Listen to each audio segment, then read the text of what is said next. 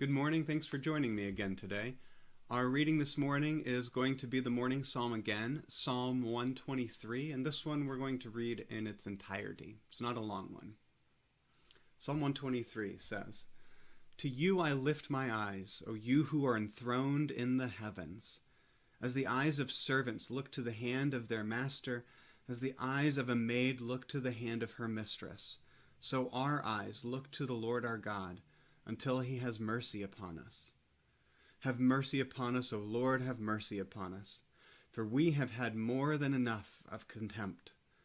Our soul has had more than its fill of the scorn of those who are at ease, of the contempt of the proud."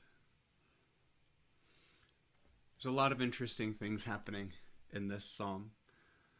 Our eyes look to God as servants look to masters, as maids look to mistresses, until God has mercy on us. And when God has mercy on us, the relationship between us and God is no longer the relationship of master and slave, or at least it's more than that, because God calls us to something higher. By offering forgiveness, we are no longer slaves to sin, as Paul tells us later. We are taking advantage of the forgiveness that God offers, and then allowing God's goodness to work through us.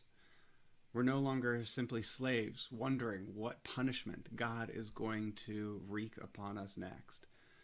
We are people who work alongside God, people who share God's goodness as partners. And we ask for God to have mercy, not only for the sins that we've committed, but also for the oppression that we feel through no fault of our own.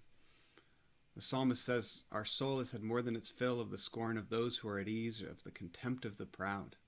The soul of the psalmist people has been damaged by those who have no regard, by those who are not merciful, by those who oppress, by those who aren't generous, who don't give, don't care for those who seem less than them. The psalmist wants to be delivered from that, because then too, the relationships are freed, and we can now share God's goodness, even with those people who before we saw as oppressors.